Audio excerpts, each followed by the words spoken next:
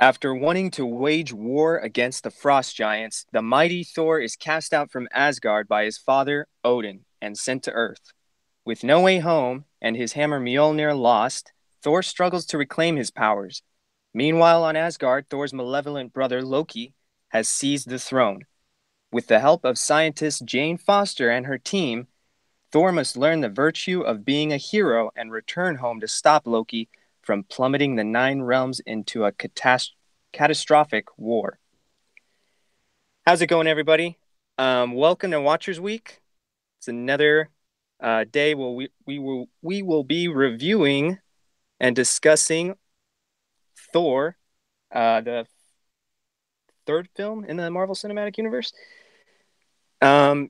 We discuss all these Marvel Cinematic Universe movies leading up to the release of Marvel's Avengers Infinity War coming out May 4th, 2018. It's a nerdy show for nerdy people because that's who we are and that's who we care about. My name is Chaz, and I am joined by this guy. He's straight out of Kmartage. His name's Steven. Hey, how's it going, guys? I just realized this is episode 4 of the podcast, and we're doing Thor. So it's episode Thor 4. Get it? Thor 4 now? All right. Okay, let's move on to Tim. We got Tim with us as well. How you doing, Tim? Yeah, I'm doing good because it's hammer time. I'm so ready to talk about Thor, the fourth film in the MCU. It's great. I'm super stoked for this. Ready to talk about some Chris Hemsworth. That's right. Yeah, man, this movie's really great. It came out in 2011, directed by Kenneth B. What did you guys think about this movie? I thought it was great. I really liked it. Just from the get-go, where we're introduced to this huge kind of like New Mexico landscape, where it's just like these like kind of cloudless sky. Big. It's open. This vast shot. Good on the director for doing that. And you just get this feeling of space. Which really works well into the theme of the movie. Well, what I noticed, I don't know, Tim was looking at the night sky. I was looking at that awesome like truck car that the scientists were driving in. Did you guys see that? Look how fast it was going over like the terrain, freaking outdoor riding. Apparently, it's a pin. Yeah, it was pretty majestic. What I thought was interesting was that this movie, like Iron Man 2, it kind of had multiple openings. Because I felt like Iron Man 2, even though it opened with Venko and his father, it could have opened at the Stark Expo. And I kind of feel the same way about this movie. It started with that car. It's not really a chase scene, but they're driving towards this. They're storm chasers, so I mean, or whatever, science chasers. Yeah, they're chasing the storm, and that was a pretty good opening. We had a somewhat of a time jump there, but I thought the movie could have opened with the second scene, which was Odin giving us a little history lesson. Yeah, that was true. I don't know. That Pinsgauer 710K was quite impressive, though. Oh, the car. Well, I understand why they did it, because they were trying to take us up to this point in the Marvel universe. We hadn't been to space, so they were trying to take us from Earth and then gradually take us to this fantastical world that is Asgard. So I understand the transition was necessary and logical. It's just I felt that the second scene was kind of stronger than the first. And what do you guys think of the take? I was going to say real quick about kind of the way they went. We didn't get kind of actual mythical kind of gods and stuff like that. We got aliens, basically. So I thought it was actually very interesting that they went that route. I mean, it makes the most sense now that they've done it. Like, as soon as it was kind of shown in what Chaz was pointing out with the whole like relationship with Jotunheim and Asgard and Laufey and Odin, stuff like that. it just made the most sense to have this kind of like, that's why they seem this larger than life aspect to us. Yeah, I mean that was quite impressive the way they did that. They didn't take the like Wonder Woman route where they made like, oh, these are gods, no doubt about it. We're Amazon's direct descendants of gods or created by gods. They were like, no, this is space. This is, you know, a little twist of, you're thinking how primitive humans who see aliens might think they were gods, and how that in turn created the myths we know today. But yeah, I mean, taking it from Earth to Asgard was like super impressive though, because it's like saying like, oh, look at Earth, this dirt planet, and then compare it to how beautiful and majestic Asgard is. It's like comparing gold to coal. Right. I think it's interesting. Uh, well, I think first of all, I think it's a nice marriage of the two. It's like Jane Foster later on says that it's a fusion of, science and magic, or I think Thor says that. Um, yeah, it's like a fusion of science and magic, and that's exactly what it is. It was the perfect blend of the homaging the original, mythology, the source material, where this all comes from, stems from, but also paying homage to Kirby and everything. Oh yeah, you can totally tell when it does these sweeping shots of Asgard that the city was totally Kirby inspired, which I definitely appreciated. That was, Jack Kirby art was definitely the stuff that was getting me anything New Gods related, anything Thor related. It was really showed in this movie. And we also get like, as we kind of get into the halls of Asgard, the Great Halls, and all that kind of stuff, we get to see like one of my favorite parts, and like probably the only part we get to see him is Helmet Thor. We get Helmet Thor, and man, does Chris Hemsworth rock it! I thought it was gonna look really dumb, but it looks awesome, and this is like kind of the only time we get it. It's like just a ceremonial The thing, one time in my notes, right? I actually put Thor's helmet exclamation part ellipses emoji sad face. Uh, yeah, it's nice that we got it in this film. I understand why they didn't do it, but at the same time, or keep it going. I mean, the helmet, because I Mm, know the actor, not just him, but the actor that plays Loki, they were saying that the helmets were kind of heavy, and so it was kind right. of hard to do some of the action scenes. So I understand why they didn't keep it, but stuff like that, like I understand if an actor doesn't want to dye their hair a certain color or cut their length of hair or whatever, Or they have. shave a mustache.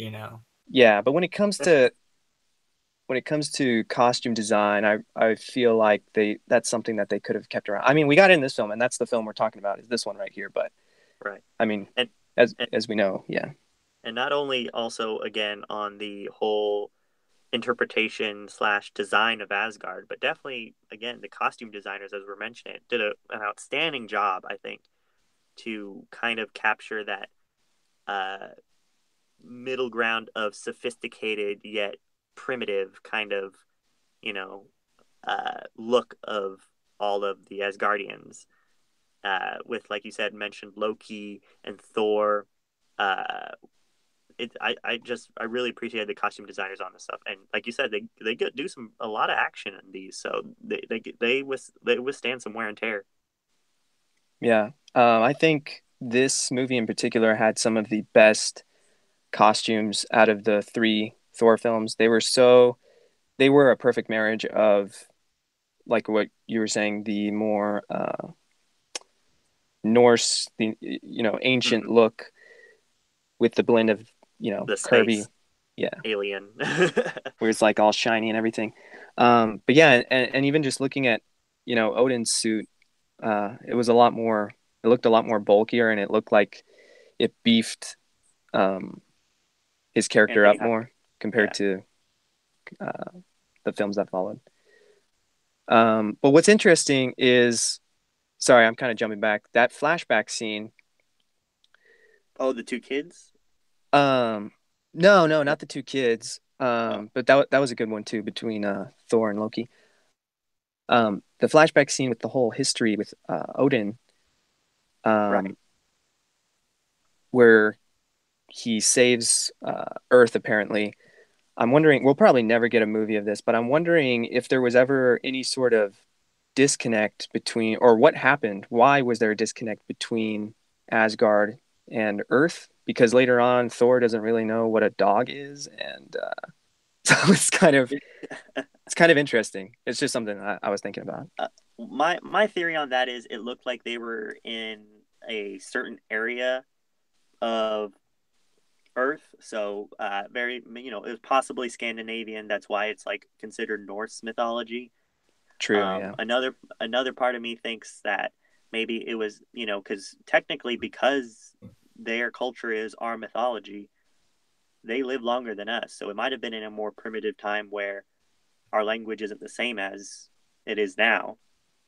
And then the other, I mean, I think they've been to Earth before because again, more jumping around. But what's his name? Um, One of the Warriors Three. Uh, The fat one, the blonde one, or the black hair one? you got Fandral. Fandral, Fandral. yeah, Fandral Hogan. Fandral says this isn't like Midgard where you just show up and they all bow to you or something like that. So they've been to Earth a couple of times. I think it's been a while since they've been back because they're it's our existence is kind of a blink of an eye to them. Right, yeah, they're I used never- to six-legged horses, and so I understand. So Yeah, What? the Odin's horse, What about it? it has multiple it's legs. got six What? legs, son. Oh gosh, I didn't even notice that. What's the name of it? Hold on, I'm trying to remember. Uh, Oh I man, never noticed that these three guys were color coded. yeah, Uh, Yeah. All right. Go back. Sleipnir, That's weird. Sleipnir or Slipnir. no, it's pronounced differently. I forget the Yeah, correct. Yeah, they said it in one of the cartoons, but now I'm forgetting. yeah, But yeah, moving on. eight-legged horse. They Comment down below if you know how to pronounce Odin's eight-legged horse. um then we get the whole speech Odin gives about going back to that little regal event that they were having. Odin's referring to Thor's hammer, and he says it was forged in the heart of a dying star. Which, now that we've seen this other movie, sorry, again, jumping around like Tim was saying, called Thor Ragnarok. No spoilers for that, but I just thought that was kind of interesting now in retrospect, watching this film again, because it's like, I wonder why that star did die, um, or how that star died, because later on, um, Laufey calls Odin a murderer and a thief. So it's just kind of interesting. hmm Well, Yeah, and oh, go ahead, Steve. I was gonna say, you know what? Now we'll talk about it when we get to the Ragnarok movie. uh, I was gonna say again, more star-studded cast along with Chris Hemsworth, which I appreciated his little smile and wink, kinda to the camera. Totally captures the whole hero vibe from him. Anthony Hopkins, dude, just emits a presence of you're like if you're gonna pick somebody kind of to rule Asgard, Anthony Hopkins seems like a guy who could do that. He gives off that presence. Look at him, So yeah, the king of Asgard. Boom, right there. Yeah. yeah. Yeah, he's So so great. And um, what's interesting about this guy, what I was looking back on the movie, is that Odin technically didn't lie to Loki when he said that you could be both kings. You were both born to be kings, he said, when he was talking to young Thor and young Loki. He just meant that Loki would be like king of the Yodaheimans. Right. Yeah. So, Well, I mean, I think it was fair game, to be honest. I don't think uh, Odin is necessarily partial to either one, um, because later on he calls Loki when he's trying to plead with him. He's like, "You are my son," but We'll get to that part in a few moments. But yeah, I'm just saying that I don't think I think it was fair game of who would rule Asgard. I don't think it had to do with Jotunheim necessarily, but I could be wrong. I don't know. Right, and we get some frost giant action as they try to come in and just get destroyed by the destroyer. Odin's Volt. Oh yeah, Odin's Vault. All the goodies in there.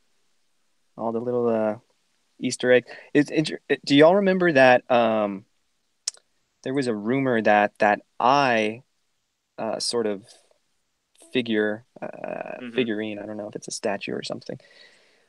There was a rumor going around when this movie first came out that that was the Eye of Agamotto. Yeah. And it never made sense to me because I was like, why is it so big unless it like shrinks down or something? But yeah, just watching this again brought me back to that. I was like, didn't they say that was the Eye of Agamotto? I don't think they show the gauntlet till a later scene, but we know that the gauntlet is in there. Well, I was gonna say they probably told everybody that this is the eye of Agamotto because apparently everything in the vault is fake except for like one or two things. True, yeah. I didn't even think about that. There's some orb, I forget the name of it, that is also relevant. But yeah, a lot of cool Easter eggs. Just again showing that Marvel's Kevin Feige, man with the plan. But yeah, we get these frost giants invading Odin's Vault, and I think that's what Tim was fixing to say. What were you fixing to say, Tim?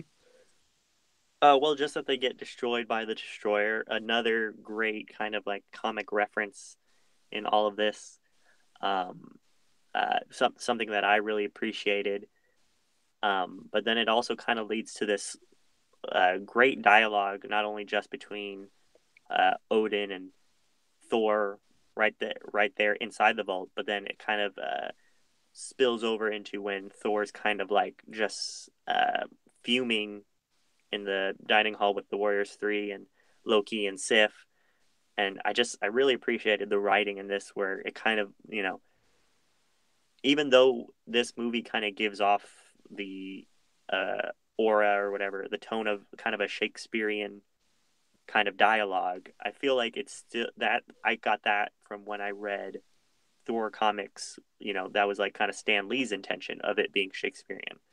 So just from whether it was off the page, intended or of its own volition, again, this kind of feeling you get from this movie of grandeur is really great. Yeah, it's pretty incredible. I think it's so cool that this movie, it doesn't hold back. It fires off from the first act, fires off at all cylinders because we get, Thor's helmet, get all of that, young Thor, Loki. We get Odin's Vault, all those little goodies in Odin's Vault. We get frost giants, like you said. We get the destroyer. Yeah. It just fires off and it Well, doesn't hold back any punches. right, and straight from that they go like straight to Jotunheim and like do probably like an end of the movie fight with so many guys and Thor just wailing at them. Yeah, I think that was the most shown scene Geez. in the trailer. There you go. That's my personal file pick. Sorry about that. But yeah, this guy just goes ham on Jotunheim. Just whatever they got, he's got complete control over the situation. Sort of. I mean, toward the end, he does kind of start to fail. Well, before they even invade Jotunheim, though, we get that we get our introduction of Idris Elba's character Heimdall. Yeah. Who in this movie, his costume, for me personally, isn't the best. It kind of looks like a cosplay almost. It's a little bit like too bulky. If that, I don't know how else to describe it. It's like, I don't know. It looks like like it's made out of foam. Just I'll just say that. But I prefer his costume in the second film. But his character is, I mean, it's Idris Elba. He brings a level of gravitas to every role he's in. And I like the it kind of I agree with you with the costume, but it kind of falls into the same vein as the rest of the design of all the stuff around him, which is the Bifrost, which kind of is again that middle ground of uh, alien, but kind of the classic, psychedelic origins of what you know mythology thinks of the Bifrost. Rainbow Bridge. It's a bridge, and it kind of lights up in all these kind of different colors, but there's a big old telescope thing shooter me on the end of it, and Right. it's like, oh snap! Like this is pretty cool. So I just really like the whole aesthetic of that. Yeah. I With that. guess I guess for me his costume was just lacking some of the detail that some of the other Mhm. costumes had. Right. It was kind of just one color, not really a lot of I guess etching is what you could call it. I don't know. Yeah. But as for the Bifrost, because you mentioned that too, it kind of was a little steampunkish. Like they pan underneath the Bifrost and they show all those gears turning and the lightning crackling. Um, so that was pretty. I thought that was pretty cool. It was like they were fusing a little bit of steampunk in there with this already, cosmic uh, Norse mythology fusion.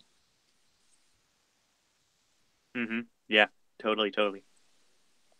But yeah, then we get to Jotunheim, Well, which was what Stephen was talking about, and we get our intro Laufey, who we later find out to be Loki's father, and he says the House of Odin is full of traitors. Your father is a murderer and a thief. does Laufey know Loki's his son, I would think he has to. I or does he just think? Yeah. I was He gonna say probably just doesn't care. Oh, sorry. I think he knows that his son was taken, definitely, and I think he knows that Odin has his son, but I'm pretty sure he would expect his son to be blue, not skin color, not Right. Caucasian, I should say. Yeah, but so I don't I think Laufey thinks that Odin has his son like locked away in like in a dungeon or something like in a jail cell, but definitely not. I don't think he knows that Loki is his son. He's probably like, this kid looks really familiar, but something's off about him. It's the lack of blue skin. Yeah. uh, Um, that was just my thing because I didn't know, I didn't know if he like knew, and then I was like, why doesn't he say anything? And Well, then also frost giants don't have hair, right? None of them had hair. They were all bald. I that's think true, yeah. yeah, That is I don't know. weird. In the comics, they have hair, but Right. Yeah. um, Maybe one of the guys had hair, but I didn't what see what did y'all think about the one frost giant telling Thor, "Run back home, little princess"? I Oh, mean, well, he's asking for it. yeah. I'm And surprised. then, oh yeah, what? I was gonna say I was surprised that Laffy was like, okay, that one guy deserved it, but now go home. Like, Yeah. Right. And then the first hammer throw we get is a decapitation, and I wish they would have played "Immigrant Song," but that came later. Yeah, this whole fight shows everyone's kind of like signature moves. You get Thor with his hammer doing, try everything with it, like all the different ways of fighting with Mjolnir. We get to see a little bit of. We get Sif. We get to see what's it? Hogun with the mace. Uh, Fandral with the rapier, and even Loki with the daggers. Mostly magic though. But I think everyone gets to really shine just in this opening fight scene, kind of. Well, not opening fight scene, but the first one. right, I like think I it's interesting too that in a film that is predominantly male and full of arrogant, men that are pumped up on testosterone, Sif is still able to shine and actually later on, like, pretty much take lead of the Warriors Three. yeah, no doubt. The Thor said something along those lines about how she proved herself worthy even though she was like a not a royal class, I would say, of Asgard. She was one of the lower classes.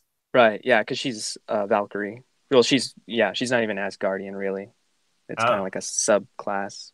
okay. But yeah, that's probably what he was referring to. You got it. Okay, cool, cool, cool. But yeah, then we got Loki's hand turning blue. That was the whole reveal. And then we get, I used to call it the uh, Frost Rancor because it looked like the Rancor from Star Wars. Yeah. But now that Stranger Things is out, and hopefully you've seen it, spoiler alert, but you should have seen it by now. I'm going to call this thing the Frost Demo Dog. That'd be good. Yeah. That's a good one. I'm fine with that. But yeah, the Demo Dog in this one was pretty cool. I didn't really like, how he carried through some of the other films, but yeah, he was like running upside down. No pun intended. That was crazy. Yeah. Was he using his claws to run upside down, or was that like gravity working differently on Jotunheim? It could be, I think, a combination of three things. His claws, it could be the gravity that is different, but also he's made of ice. Well, I guess ice is heavy. I don't know. It depends on if it's like a thin ice. I mean, Thor tears through him pretty easily, so. Yeah. And who cares? Because he's dead. Thor just killed him, shot him straight through the mouth and to the back of the throat. Totally brutal. I thought PETA was going to have a scare and, close down the movie theater I was in after that thing showed up. But Odin comes and saves the day. He was just like, all right, sorry about that. Sorry, I'm just going to take my boys and return on home. I had asked them to go to a Walmart, and instead they came here. Kids these days. I don't know how they ended up at Walgreens. I asked for Walmart. But the part where he silences Thor, I wonder, it was just like, was that the first time like probably Odin had to get after him? Like in front of public? Like, it's bad enough when you see a parent scolding a child in public, like threateningly, like silence, and the kid's like, To me, like fearing for his life.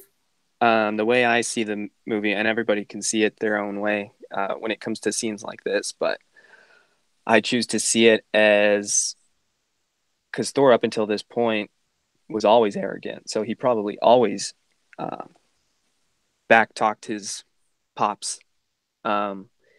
So Odin's probably used to Thor doing that, and so this is probably the first time where he is like, you know what, shut your mouth, and that's why Thor kind of is taken aback. Yeah. And that leads on into this whole kind of like family meeting in the Bifrost room, where you totally get this kind of larger message that the movie sends about fathers and sons, because he understands his son was trying to do something that he thought was right, but at the same time he doesn't understand like why it was wrong. And you have Loki, who's trying to like, in the eyes of Odin and Thor, he's trying to be like, hey, why can't we all just get along, or try to diffuse the whole thing. And it's all kind of, all these actors kind of bouncing off each other. Mainly Hoppkins giving off this great performance as Odin. But I really liked the kind of Dreyfus affair, whatever, inspired scene with the removal of Thor's title and rank, where that's like just like one of my quotes that I kind of use every day when somebody like, I don't know, like does a bad joke or something like that. I'm like, I strip you of your power and your title cast you out. So it's just really great. Yeah, that's a good scene. Well, to your point about the whole father-son message that it sends, to me, watching this, I mean, this is probably, I don't know, the 20th time. I don't know. I'm just guesstimating here. I've seen this movie. Um, Watching it again, I actually took it a one step further than that. I don't know if you guys have heard of this book by Neil Gaiman called American Gods, but in light of that book, uh, it's interesting that both of these sons, Thor and Loki, their whole motivation, both of their motivation is wanting to be believed in by their father. And so I just thought that was interesting because them being gods, them wanting that sort of recognition and wanting to be believed in. And then you see how one takes it a step further than the other, that being Loki later on. But yeah, it's interesting. Speaking of Loki, because in that whole scene when Odin is yelling at Thor, they sort of pan to Loki in the middle of them, and he's just remaining silent. He you can tell that he's happy that this is happening. Like, he didn't think, obviously this was his whole plan, but he didn't think it would come this far. And so he's like totally stoked that Thor is fixing to get banished. Right. Was this the movie that made fangirls crazy, or was it Avengers? I wasn't too sure because I'm No, not a it Hiddleston was fan, but no, totally this one. As soon as people saw Hiddleston, uh, in that, with his black mane of hair, His puppy dog eyes. yeah. Because you kind of it's always good to have a villain that you kind of are like at the same time. You don't fully hate, yeah, you know. yeah, And villains I are think I think attracted to. I think Tom Hiddleston captures that. Right. But yeah, I just remember that this one of the two movies was the beginning of probably up until now a lifelong fangirl crazy with like, body pillows, posters, comic conventions with girls screaming before like anybody was on the panel. But I mean, it's wonderful that Loki has its own army and fan base, but yeah, this movie, I definitely see their point of view because how great the character is and how Tom Hiddleston portrayed him. For sure. And then we end up moving on to Earth, which I think takes place almost for the rest of the movie until near the very end for the last act. But we get a bunch of, surprisingly to me, like I didn't think about this at all when I went to, when you go into the theater, but there was a ton of like just contemporary humor throughout this movie. Kind of the whole, they run with the God among men kind of shtick, and I think it really works, and Chris Hemsworth is able to do it really well. And the reason they were able to accomplish that and why it worked out so well is because, again, they went from descending to earth to ascending to the heavens and then descending to earth again. So they're bringing it back to us. And so they're able to bring in that sort of human element to it. It doesn't have to be as, epic or grand as the scenes in Asgard. Right. And of course, we get a lot of fight scenes in this movie, especially the one where the Natalie Portman takes Thor into the hospital, and then he attacks the security team and almost takes out like maybe 6 people just before he gets syringed in the butt. Yeah, dude's like 6'4" giant towering over these guys. It was crazy. Hold on. Sorry, By I the was way, looking at my notes. what town are these people in? Is it like Radiator Springs?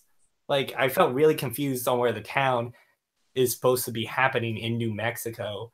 It just seemed like in the middle of a desert where there's they build that town for the movie. well, yeah, the director, right?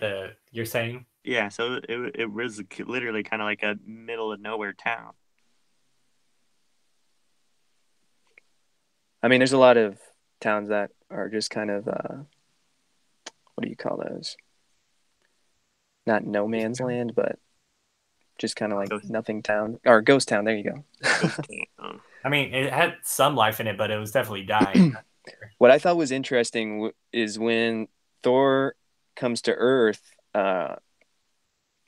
he he is kind of disillusioned, but it's kind of interesting that he doesn't know what realm he's in. He's like, "What realm is this?" Uh, I think he says Niflheim, Alfheim, and he's like naming all these other realms.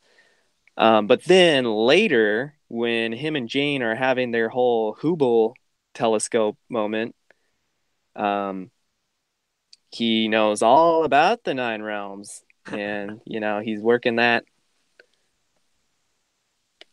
Yeah, I just thought that was funny. Yeah. Yeah. I think he was just disoriented. Dude just got kicked out of the house basically. you know.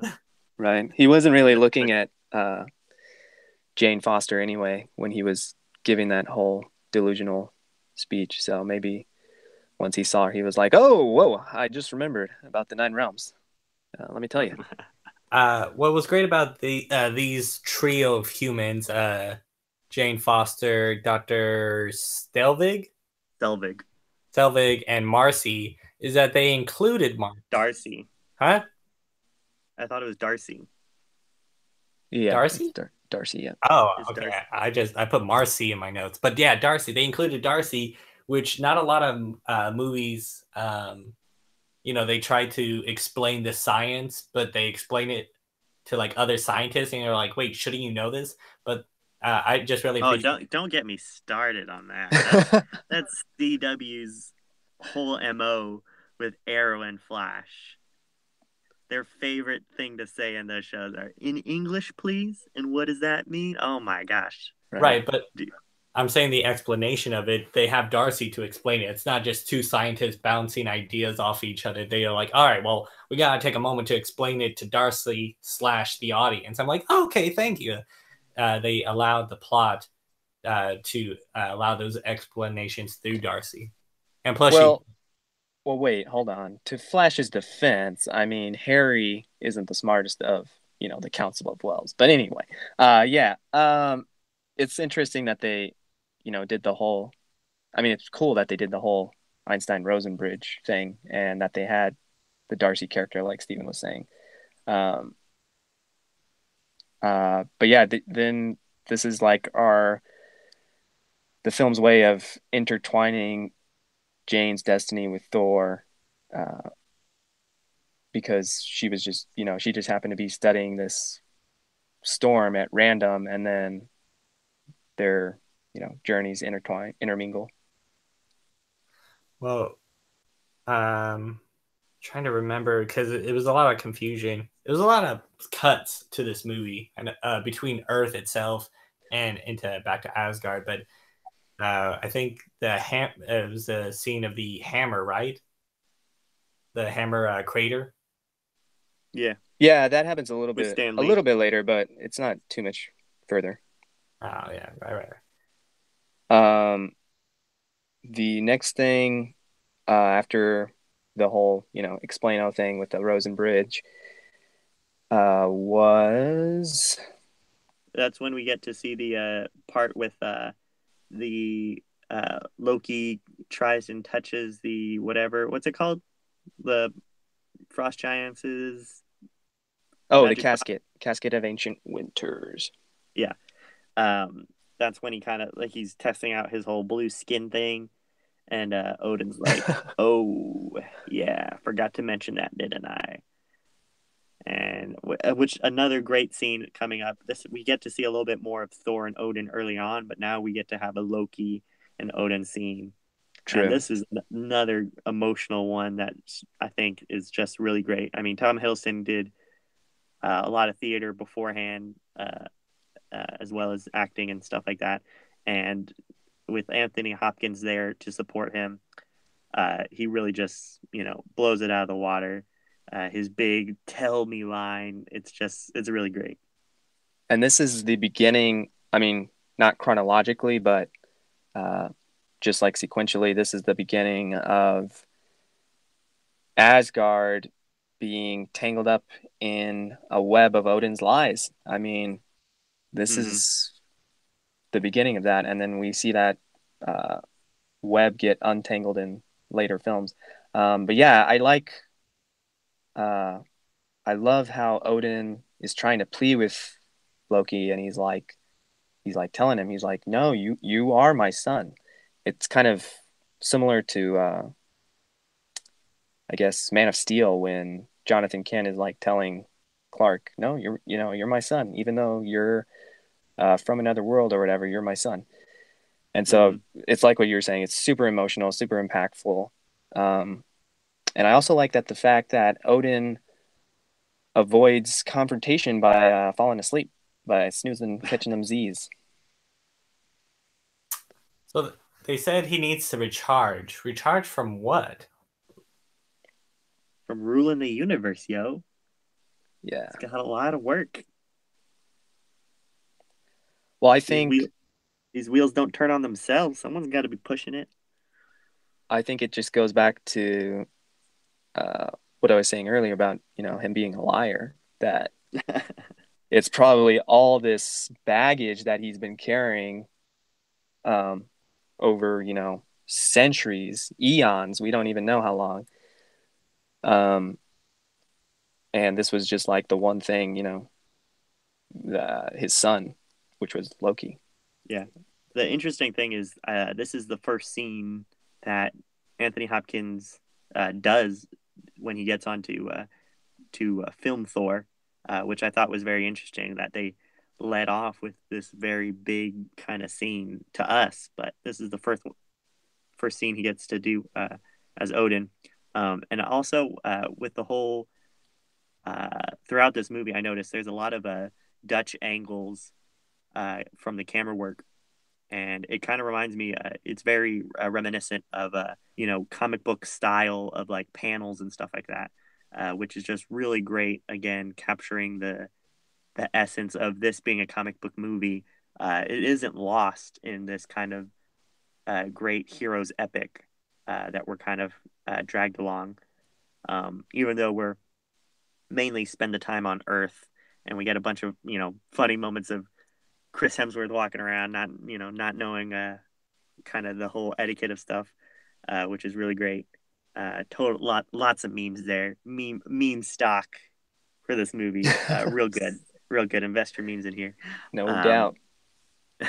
But we get later on when Thor gets trying to get his hammer back, but Shields set up shop. Yeah, and then that's when we get after the whole awesome mud fight, which again they could have played the immigrant song too as well. I'm just kidding. No. We get our first introduction at Hawkeye. Yeah, which it took me for a second watching this movie to realize it was Hawkeye, because I thought they were just trying to keep it medieval and being like, oh, he's not going to use a gun, he's going to use a bow and arrow, and Thor's going to do something cool like catch the arrow out of the air. And then later on I realize, I was like, oh, right, there's like a whole superhero who's like bow and arrows. What's his name? Green Arrow? And I was like, oh, wait, no, Hawkeye. Well, yeah, when this movie came out, I wasn't too big, on the social medias. And so I forget how my dad heard about it, but somehow he knew that it was Hawkeye, because y'all know him. He's notorious on spoilers and everything. Yeah. So I remember him during the movie, he bumped my arm and he was like, Hawkeye. And I was like, what? Oh, sweet. I didn't really know what was going on. I was like, how does he know that? But yeah, it was pretty cool to see him. What were you going to say, Steven? Well, I was going to say that scene, I think the director was trying to make it obvious, but it made me think when you see the pair of hands reach for like a gun and then a bigger sniper, and then it's like, no, I'm going to go for the crossbow. I was like, that dude's an idiot. He had armory, and he chose the worst weapon in the entire stash. But, of course it was Hawkeye. But this whole timeline of Phil Coulson is pretty interesting if you think about it. Because this guy is technically the guy who rounds up all the Marvel heroes. Mm-hmm. From like Iron Man 2 and all that. Right. So he goes from Iron Man 2 when he's babysitting Tony Stark to New Mexico to find the hammer in the end credit scene and this scene where he goes, "Sir, we found it." And then he goes back to California with Tony Stark and says, "Bye, I've been reassigned to go fully work onto the New Mexico thing." So Coulson has been like whipped back and forth throughout the entire. He's a busy guy. He probably has jet lag. That's why he's not messing around with Thor. Mm-hmm. Then we get, after that whole mud fight, tumbling in the mud and the rain. Well, we get the awesome scene with Thor trying to pull the hammer. I almost skipped over that. Trying to gain redemption. That's another big impact. And I have to give props to the score on this movie, with done by Patrick Doyle.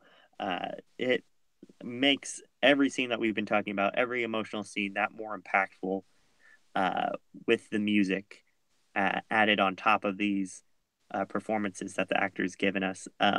It's just real great. I just especially noticed it because it kind of picks up and the rest of the sound kind of drops down when Thor tries to pick up Mjolnir again and he fails at it. It was just real great. So props to Patrick Doyle and the rest of this composers on this. No doubt, yeah. In my mind, when I was watching that scene, I mean, obviously, the music amplified it, but I was just thinking, a hammer that is weighed by ego, because that's like the big thing that he's trying to, that he has to overcome in order to be worthy again. But it was, very impactful. Yeah, flawed hero who doesn't know his flaws. That was crazy. Then we get Jane, a little bit of back and forth between Jane making the connection between science and the Norse mythos. Sorry. And so, that was pretty cool. But then we get the Thor interrogation, which is another really cool scene. Coulson is interrogating Thor, asking him where he received his training. He kind of mentions South Africa, and I believe they probably wanted to mention Wakanda, but they were like, we don't want to freak out the fans too much. We're not ready for Black Panther yet. So they just said South Africa. But then Coulson walks away. We get a mirror shot of Loki. This is our first really good first ghost Loki. What did you guys think about that? Oh yeah, love it. I love it when Loki kind of pulls these or anybody really kind of has these kind of sidebars that other characters in the world aren't aware of. It kind of just is it lends itself more to the kind of, in this case, the grand scale of things. Like only Thor isn't acknowledging Clark Gregg or Coulson in this interrogation kind of thing. And then only when does Loki show up, he's like, "Oh, Loki, you know what's going on. I kind of, respect you." And then they have their back and forth. Again, I'm very emotional. And then Loki goes away, and then Clark Gregg comes back. Coulson comes back, and he's just like, kind of goes back to his sulking and stuff like that. It makes me think that how great of an actor Tom Hiddleston is, because not only is he acting to play Loki, but he's also acting as Loki who's acting also to pretend to love Thor and to give him harsh news. So that's like acting in Inception. He's like acting within an actor within an actor. Yeah. That's every actor's dream though, Steven. Yeah. I mean, Tom Hiddleston nailed that part. And I was like, man, Loki's so nice. He's like, I would hate to be king as well, that heavy burden. But I'm like, oh, wait a minute. No, he's evil. Yeah. I think it's just crazy that Tom Hiddleston was originally up for the role of Thor. And that just baffles me because I can't see him as Thor at all. I'm like, he's totally Loki, and it's, mainly because of this movie. For But me yeah, I personally, literally, I think it's because Chris Hemsworth embodies Thor so much. I mean, Yeah, again, definitely huge dude. embodies. Get it? Embodies. There you go. there you go. I Dude, like, remember. I was gonna say, dude spends like 9 months in the gym. I mean, he kind of deserves to be Thor. I remember audible gasp in the movie theater from both genders when this shot of Thor came in. Just like, oh my God, like murmuring, gasping, nudging other people. I was like, all right, calm down, calm down. You were one of them. Oh, of course, I was the initial gasper, but still, I kept it cool.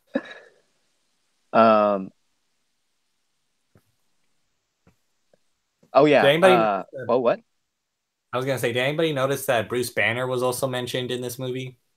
Yes, yeah, that was pretty cool. I mean, they didn't mention the name Bruce Banner, but we knew what was up. He's a pioneer of gamma radiation. So, but Yeah. yeah, him and speaking of Selvig and his character, him and Thor get a little bit well, namely just him, not so much Thor because he's a god, but they get a little bit tipsy, and as Thor is laying him in the trailer, he says, "I still don't believe you're the god of thunder."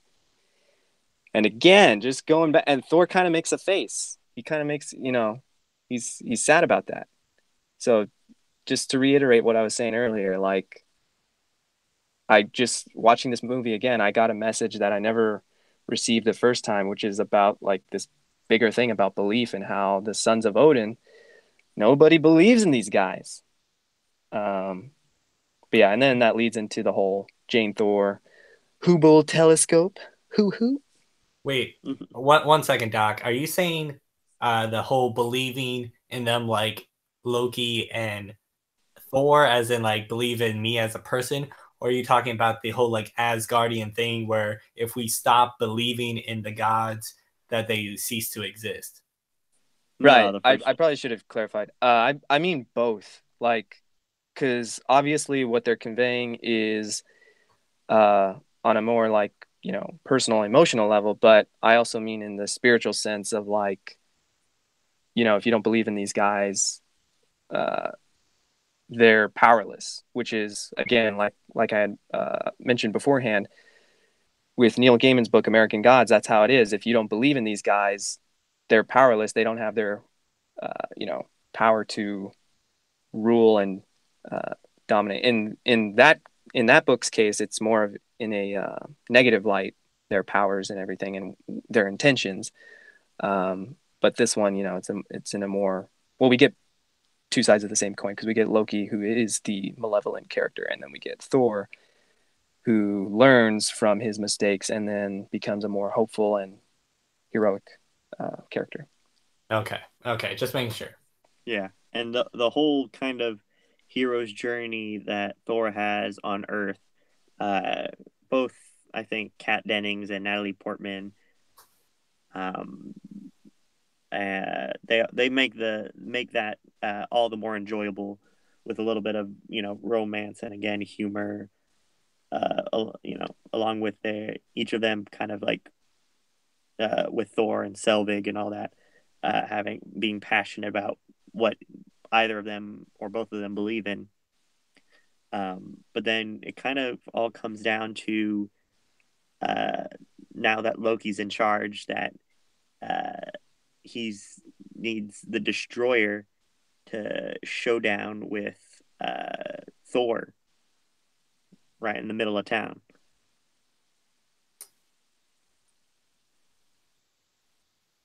Oh yeah, and then in between that, there was kind of the whole cut with Sif and the Warriors 3 Yeah, because they find out them, about the them, truth. them. Yeah. Well, Loki kind of is heavy-handed as he's sitting on the throne and Right. like, well, you know how it goes. Thor's gone. Odin's asleep. Who knows when he's gonna wake up? It's Just gotta almost keep as if someone the chair planned warm. this, but Yeah. who could have done that? Who could have been so devilishly smart and handsome to come up with that plan? Yeah. It's not like I slipped him Asgardian NyQuil. Did I roofie my father? Maybe. Was that the wrong thing to do? Perhaps. But it happened. um, yeah, I thought with Sif and the Warriors 3 when they meet up with Heimdall and he's like, "You would commit treason against your king," and then he's like, "Good," and then he just lets him go. Like, Oh yeah, yes, that was so awesome. Heimdall just lets it, go by. He's Yeah. one of the few characters that can say very little and yet bring a presence and a whole like mysteriousness about him, and everybody like just like loves the guy, loves the who he is and what he's about. Oh, I thought that was Right. Idris Elba. I get that Oh from Idris yeah, Elba. I've never met the guy. Yeah, like I get some people's complaints with him that he was used a little, or his character was sort of left in the background, but I can't really imagine anybody else as Heimdall just because I feel like they would have just phoned it in, their performance in. Um, Yeah, he at least, it seemed like he, you know, cared about this character enough to convey that whole, mysteriousness and uh, just like overall gravitas and everything. yeah. I think he really makes it his own, whereas somebody just kind of acts it to the letter and it's just like, well, that's what the script says. Is all I say is this, and then I walk off, and kind of dismissive about it. I think Idris Elba really makes it his own kind of character, his own interpretation of the character, I should say, and he does a really well job for Yeah, which we get to see all later when the and Loki and, freezes him and the Bifrost the frost giants come in and all and that. he's believably I don't want to say menacing because that's more uh, not benevolent, but he Intimidating. intimidating. There you go. He's believably intimidating because for anybody who's watched Luther, we know that Idris Elba he can throw down when he wants to. He's a big dude. Yeah, and you give him a sword on top of that. You give him a big old sword on top of that. Yeah, just don't give him guns because we won't talk about the Dark Tower here, kids. And especially, But yeah, like what you were saying, the Destroyer is let loose. We see him descend upon Earth, straight out of the comic books. and also Um, a great figure, by the way. The Diamond Select figure was amazing. oh yeah. But doesn't it come with it comes with an Odin head, right?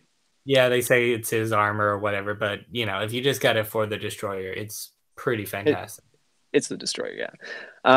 I thought it was again going back to Thor's hammer being made out of a dying star. Uh, the Destroyer, it seems like something is burning inside of him.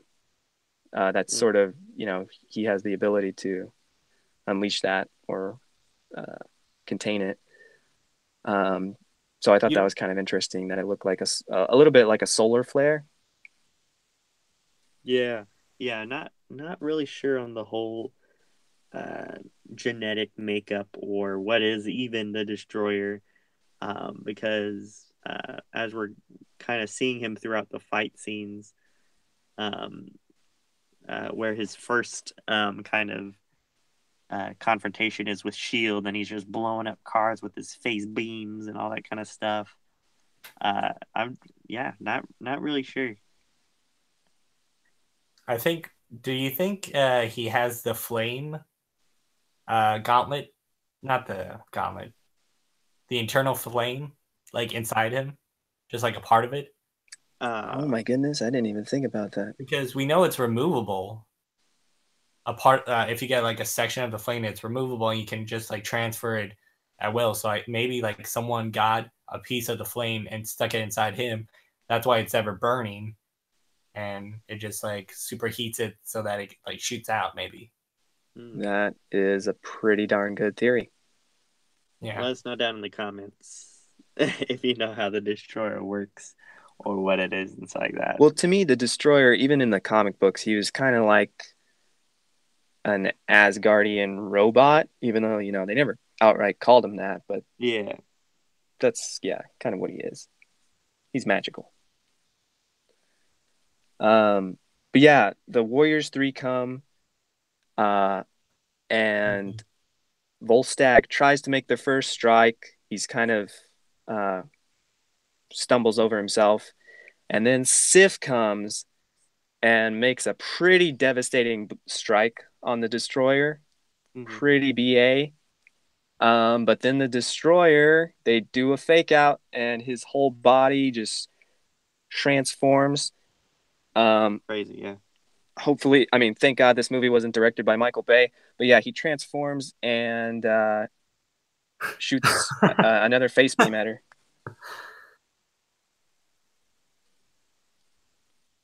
Yeah, well, with as many explosions as they pull off in this kind of small town, it almost did feel like a Michael Bay film. Don't say that. This, I'm just kidding. A lot of upturned cars and big old fire explosions, stuff like that. All it needed was Natalie Portman in short shorts bending over a convertible. Oh my God. All right. A question for you guys. Was Earth in danger in this movie? Because every other movie, Earth is in danger, but not this one, I don't think. Because all the Destroyer was there to do was destroy Thor, and then it was leaving. It was like turning away. I'm like, I'm going to go back to Asgard, and that's it. Earth wasn't in danger, or never was in danger. I think since this movie is called Thor, we're supposed to kind of care about the things Thor cares about. And at the moment, Thor kind of doesn't care about Earth as much as the few people he's met on Earth. So I think he's there to sacrifice himself for the people. But overall, eventually, when he, with the return of Mjolnir, his main goal is to save Asgard because it's Asgard that's kind of in jeopardy with Loki kind of in charge. I mean, we already see what he does to Heimdall, so it's like, what kind of ruler he's gonna be, and. Yeah, I think the threat is more, or the conflict isn't necessarily with Loki and Earth. It's with Asgard and Jotunheim, and then the rest of the Nine Realms as well. But yeah, like Tim was saying, Thor finally in this scene, he finally embraces, that virtue of heroism, that virtue of self-sacrifice, and he essentially dies. Right? Yeah, That's what I thought too. Yeah, so very sort of mythological, biblical, if you want to call it that. And then Odin kind of awakens. He kind of is like turning over in his sleep. And I guess he sends Mjolnir, and the God of Thunder returns. So do you think when he did die, because I'm pretty sure he died, that like because he was only a man, he had to die in order to become a god, or maybe that his human body died and he was remade again when he got his hammer? Because we didn't really see his body when the whole lightning turned bright white on the screen. That's true. Yeah, we saw like a shadow of his body. That's a good question. I mean, I don't know. I don't think he died literally. I think it was more of a symbolic thing. Um, left.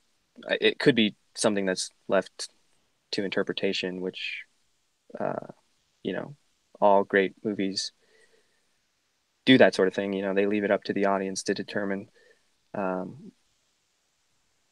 they, view the movie, and that's kind of what this scene was like. Um, And but I yeah, also to me, it's just more imagery than anything else. Well, I also noticed that Thor, this is like toward the end of the movie, that Thor finally learns his lesson and becomes worthy again. But don't you think it's a little like too late? I know it's like right on time, but I was like expecting him to learn his lesson way before this and be like, "Oh, okay, I get it." And but I mean, he was cutting it close.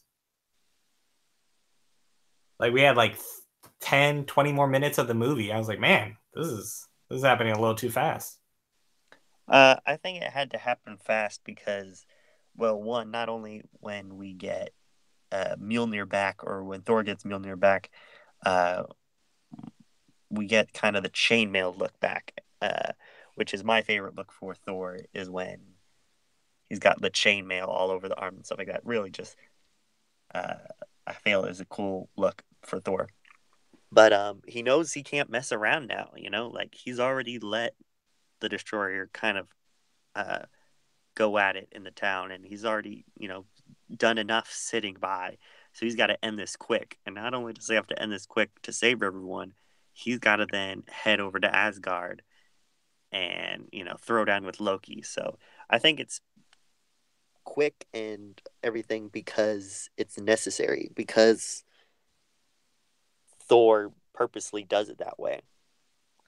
Well, also it's um, I mean, the Destroyer, even though he is a pretty big deal, like I said before, he's an Asgardian robot. So, of Turn him course, on and off again. yeah, Thor's just gonna kind of plow through him, and that's what he almost, quite literally does is he shoves his hammer in his face and uh, saves the day.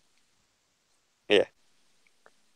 And then we cut to Thor after he saved the day, kissed the girl. He's screaming at Heimdall. He's like, Heimdall, open the Bifrost. Where you at?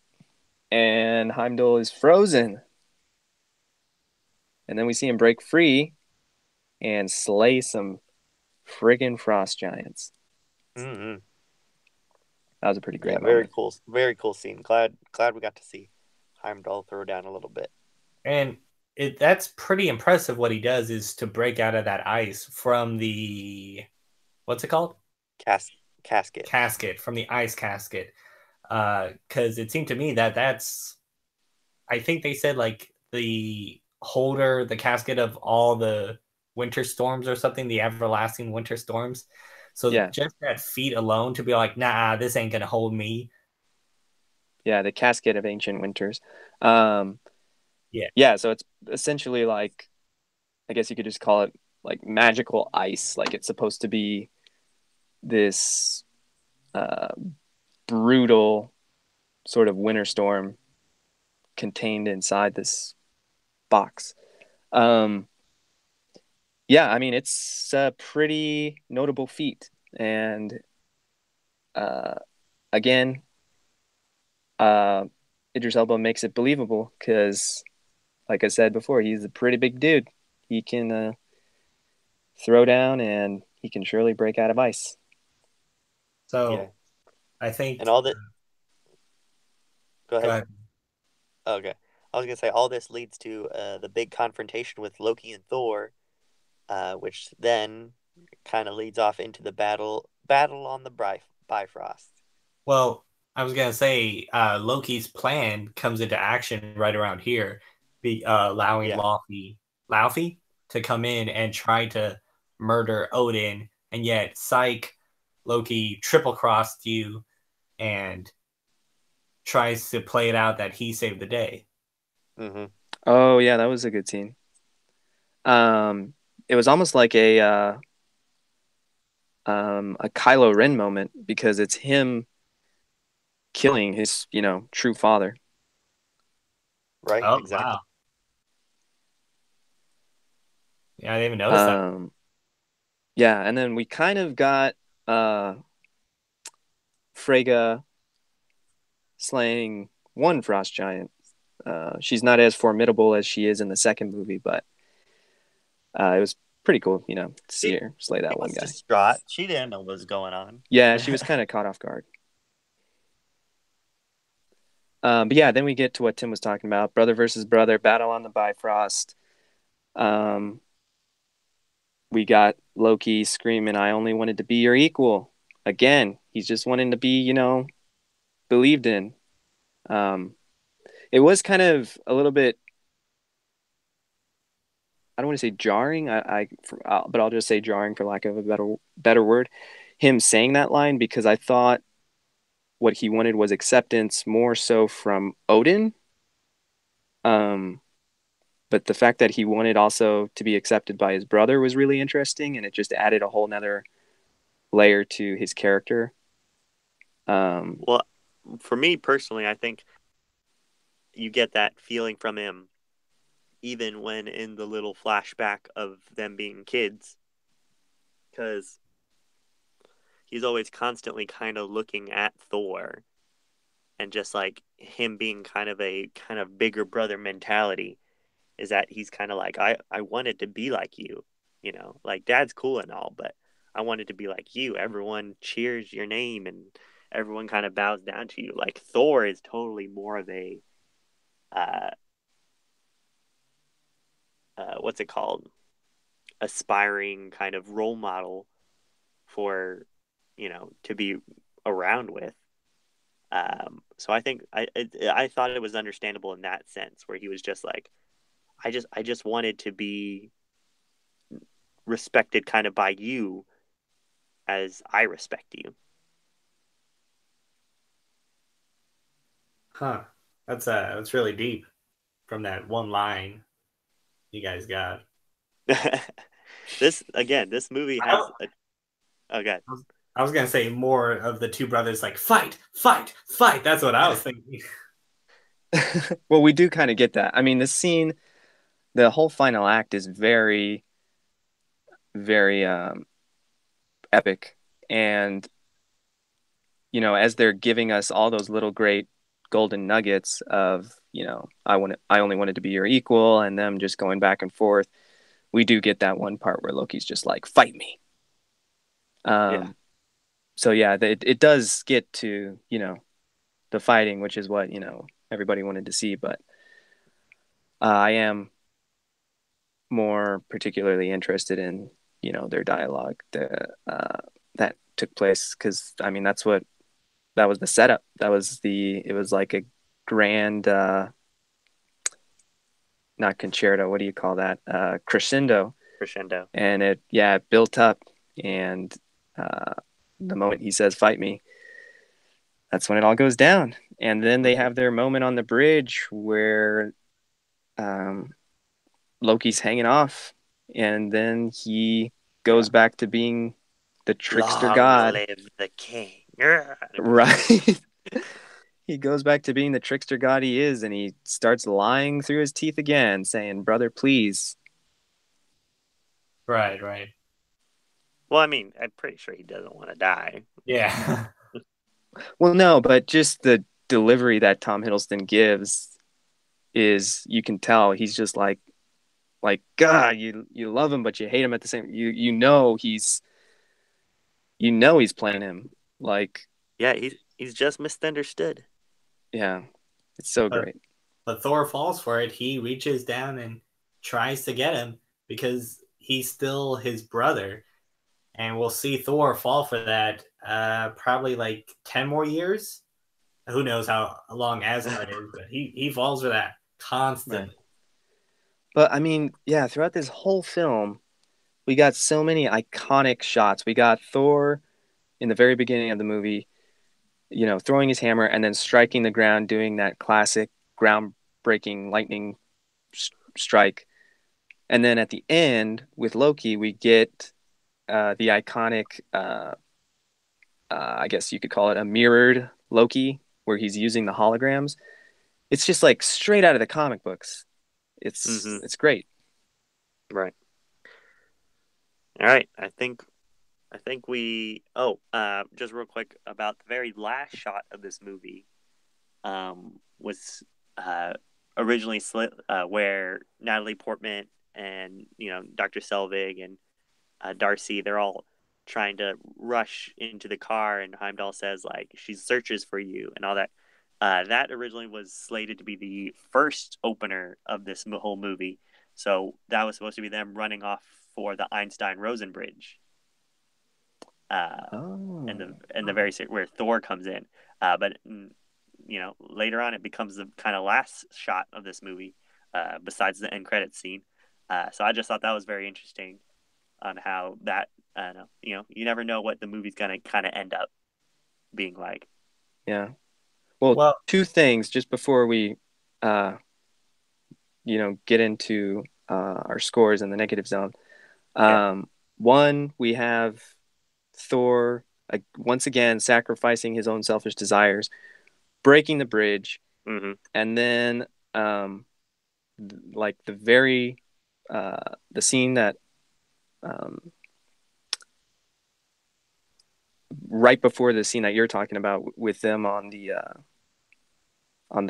Bifrost deck. Well, no, you were referring to the scene with Odin and Thor, right?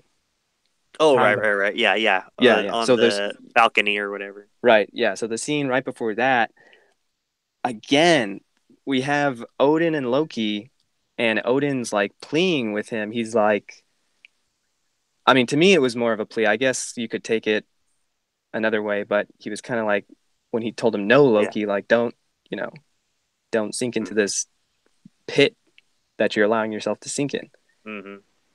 And it was just like so symbolic because Loki has a chance to redeem his relationship, but he allows himself to fall further into his own selfishness, madness, devoid of empathy.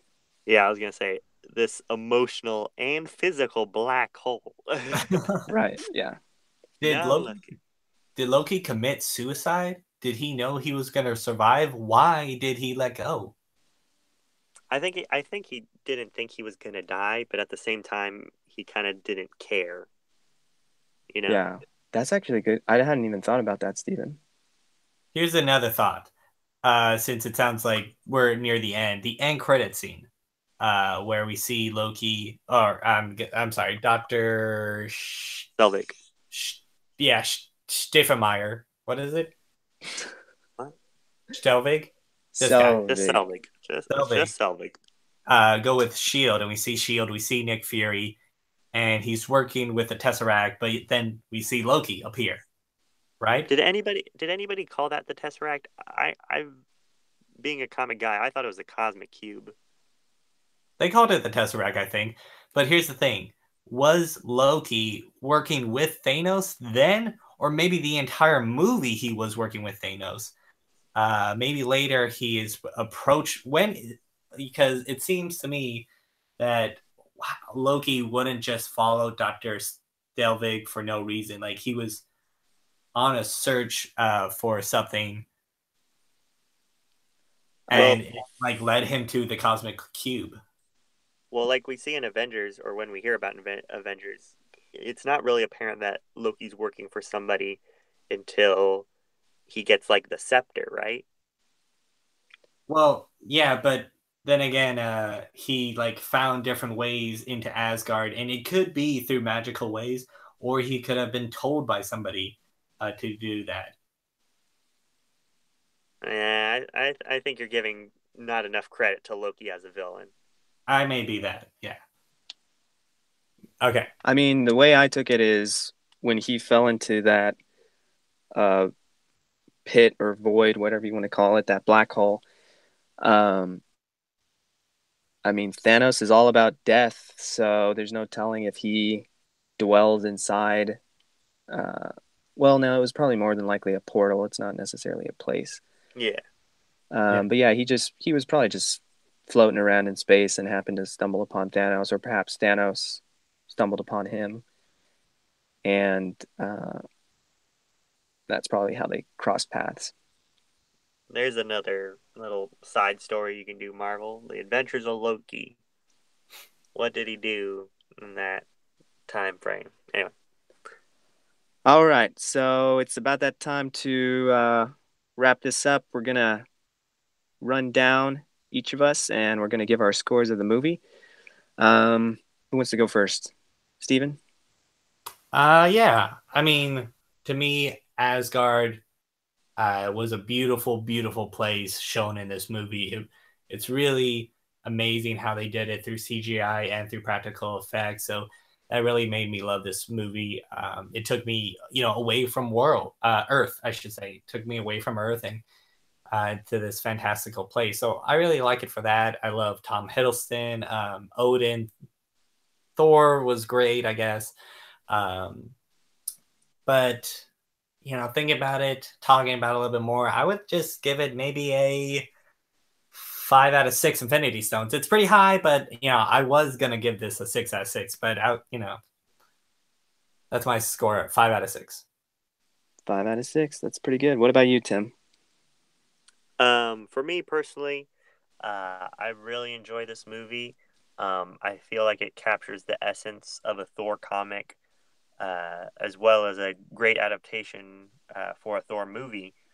Wonderful cast. Again, Anthony Hopkins, Tom Hiddleston, Chris Hemsworth, even Jamie Alexander as the Lady Sif, Natalie Portman, Kat Dennings. Everybody is just real great in this.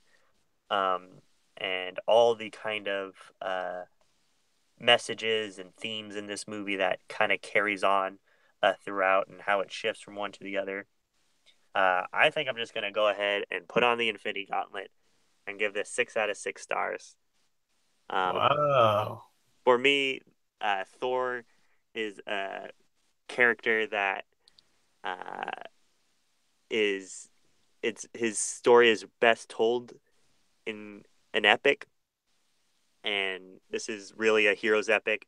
And as also there's a lot of humor in this. Like I don't think I ever not laugh when Thor gets hit by a car. Like I always think that's hilarious and laugh at those scenes.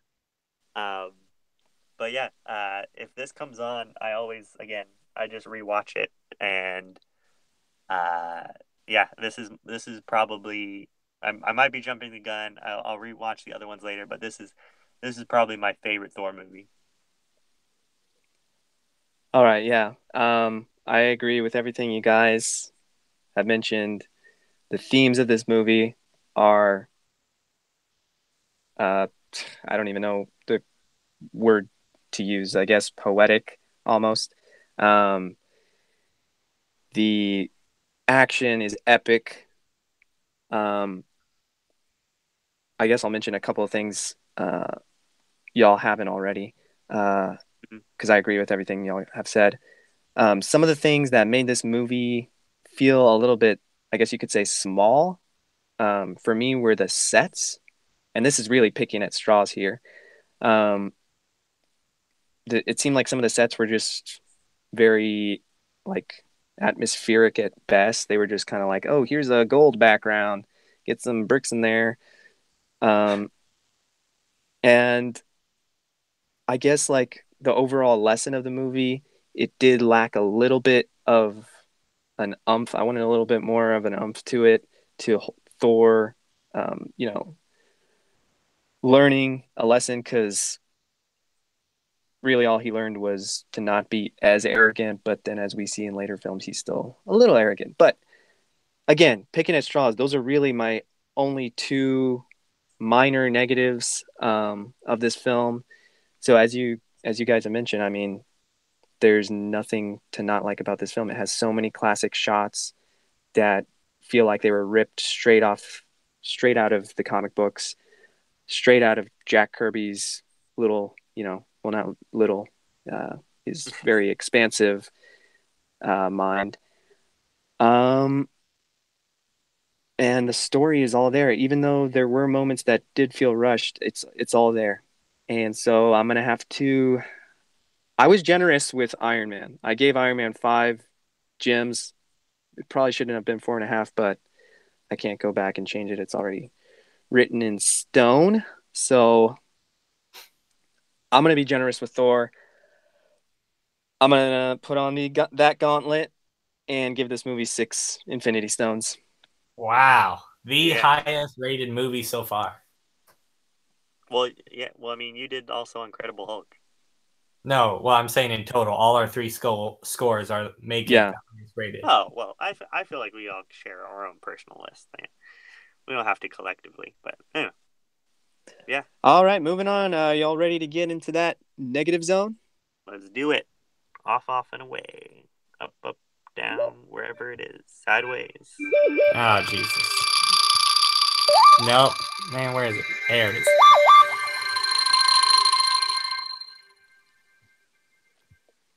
Yeah, I'm sorry. I just had to watch that shirtless Thor again. Just clicked right on it subconsciously. You were gasping, remember? Yeah. I was gasping, man. Took my breath. I have So yeah, one. we're gonna be getting into the negative zone here. We're gonna be looking at some, I guess you could call them negative reviews of this movie that came out at the time of its release. So let's jump into it. Yeah, I have one here. 2011, August 26th. Doesn't really have, it has a username, but not really a name. I'm gonna name this one Oscar. Oscar says, I have enjoyed every Marvel comic turned action adventure movie since X-Men. They haven't always been great, but they have always been fun and entertaining. This movie was anything but. Chris Hemsworth is terrible. The relationship between Thor and his father is weakly developed, even though it is critical to the plot. The chemistry between Natalie Portman and Hemsworth is non existent. The story moves at a snail's pace, and the action sequences are lacking any semblance of potency or originality. It looks like all the fight choreography was stolen from a Jet Li movie. The battle with the giant red-eyed robot is laughable, and the final confrontation with Loki made me wish I had a bridge to jump off of as well. Hopefully Hemsworth won't ruin the Avengers next year. With any luck, all of his speaking parts will find their way to the cutting room floor. Jeez Louise, did Oscar watch the right movie? I watched like Red-eyed monster. What was like that about? parody. I think that's the Destroyer. I think Oscar watched a knockoff fan-made film about Thor. Now, as far as Hemsworth goes, he wasn't terrible, but this was really his first big role. He jumped right into making a big budget film. So he was kind of like in I guess you could compare him to Gal Gadot in a lot of ways. He was a little, stiff, which even Daisy Ridley was in Force Awakens, but I think he managed to embody the character. I mean, it's like what you guys said. He's Thor. Even off screen, he's kind of like Thor. He definitely looks like Thor, and I do agree. Chris Hemsworth, I don't know what he was talking about. The relationship with his father was amazing. It was perfect. The relationship with Natalie Portman was amazing. But I think maybe when he was by himself or like talking to other people other than those two persons and Loki, he was a little flat. He, maybe I got tired kind of sort of the whole talking ego Shakespearean quite a bit. So I could see how this guy got tired of Hemsworth. And of course, Oscar is jealous. Oscar is jealous of Chris Hemsworth. Because his girlfriend was drooling next to him. Drooling. Classic Oscar. All right, I got one from 2011, May 17th. That doesn't have a name either, so I'm going to call him Kenny. Kenny gave it a 1 out of 10 and says, only watch if you are 10 years old or with the IQ of a 10-year-old. Oh, okay. I went to see this with an open mind. I'm a sci-fi fan, and I do usually enjoy these type of films, but enough is enough. The special effects and CGI look good and are quite impressive, but seriously, if you aren't a 10-year-old kid who hasn't seen a movie before, how in the name of the film gods can you watch this show without cringing every 2 minutes? The acting is shockingly bad. The script is laughable. The characters tired cliches. The story arc so poor, so poor. I actually found myself laughing at how obvious and simple it was, yet still woeful. And this has 5 writers. Where's the director at? Go back to the stage, you fool. This should come with a new age certificate.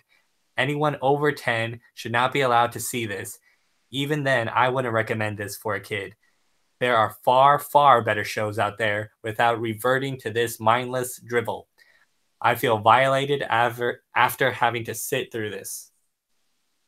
Jeez Louise. A lot of passion there. I could kind of see, yeah, I could kind of see where he's coming from with the dialogue a bit. For me, what really stood out was kind of Natalie Portman's lines when kind of Thor, again, when Mjolnir returns to him, she's kind of like, "Oh my God," and then like, "That's a real good look for you." I was like, these are kind of cheesy lines, but so I could see in some facets of the writing you could find fault in, but you know, uh, I think it was totally dismissible from all the other more grand moments, emotional scenes that we get on Asgard as well as on Earth. Right. He says, Kenny says so himself, that the special effects and the CGI look good and are quite impressive. I'm like, Kenny, there throws away your entire point. If half the movie is CGI and special effects and it's impressive, then the movie itself is impressive. Yeah, I can totally see. I have one here. It reads, all of the female characters in this movie have bafflingly bad dialogue. The writing is especially underwhelming for Natalie Portman, who stumbles through this entire movie much as she did in Star Wars Episode 1, and Kat Dennings made me want to punch stuff for how stupid and unfunny her character was. At one point, she takes a picture of Thor on her phone and says, "This is going straight to Facebook." Loki was the best written character and had some complexity to him to a level that was completely off the charts compared to the rest of the characters. Every other character is a cliche with the subtlety of a screaming baby. I mean, Kat Denning, she was kind of like the Felicity to Arrow. But I mean, she's a secondary character, or not even that. She's like a tertiary character. That's pretty harsh to say, Doc. That's pretty harsh.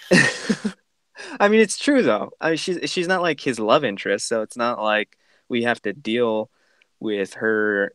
I guess you could call it awkwardness or anything like that. Yeah. As far as the dialogue goes, to me, the dialogue it's not terrible. It could also be, though, that the performance wasn't entirely there because, like you were saying with the whole "Oh my God" line, I Come on, you mean, gotta do it the way Natalie Portman says it. "Oh my God." Yeah. I mean, it was a little bit flat, her Yeah. delivery of it. But So, I mean, it's not. Oh, what? I was gonna say, it's all that one scene, so maybe it was just an off day or something for Natalie Portman. Well, yeah, but like even Sif's character, I see nothing wrong with Sif. Choose your next words carefully. No. That's what I was fixing to say. Like nothing's wrong with her dialogue. Some of Right. her performance, or her performance isn't bad actually. The only fault I could probably find with, and this is a minor thing, is she seemed to kind of struggle with her accent a little bit. But that, I mean, again, that's just a minor thing. Here's a question. How did Thor know what a camera is? Because he smiled for the phone, and yet he didn't even know what a dog is. Exactly. That's the whole point. He didn't know. Well, the Destroyer is a smiled. space robot, so it actually has a built-in camera. Remember Oscar's comment about the red-eyed? That's the camera. Red-eyed. Yeah, so he has Everything's got a camera on this nowadays. Yep, that's the technology. He's a Series 3 destroyer made by Steve Jobinson. Odin Jobinson. I don't know. All right. I'm starting to get the chills. Let's get out of this negative zone. Let's get back into the real world. Yeah, let's get away from Kenny and Oscar. God, those guys. Kenny, what kind of name is Kenny? All right, everybody. That I think that does it. That's Thor, 2011. Great film. Absolutely. So, where can people find you, Steven? Well, people can find me on Instagram at _Nerdtron. Right now, we're doing a giveaway for the Black Panther exclusive, Walmart exclusive figure, trying to give some credit to our fans, trying to bump up our numbers a little bit by doing a sweet giveaway for an exclusive figure. So we're posting all about that stuff at the _Nerdtron. You can also find me on Marvel's Contest of Champions mobile game, leading the Alliance Squirrel Kill Crew, crew spelled with a K, SKK. Awesome. And Tim, where can people find you? They can find me on Instagram. I'm still there. I'm at Fishbone Malone on there. We talk about comics and movies. I'm excited, and I'm sure everyone is, for Black Panther coming out. But before that, I get to watch some Marvel movies with you guys. So it's holding me over until then. Absolutely, yeah. And again, guys, going back to that giveaway, that particular Black Panther figure, it's selling out quick. So this giveaway is a pretty good deal. You don't want to miss out on it. So make sure you're following us on Instagram at Watchers Week, and make sure you click that subscribe button. It's just a click away. Yep, that about wraps up our show for today. Make sure to tune in next week for our review of Captain America, the First Avenger. And remember that every week is Watchers Week.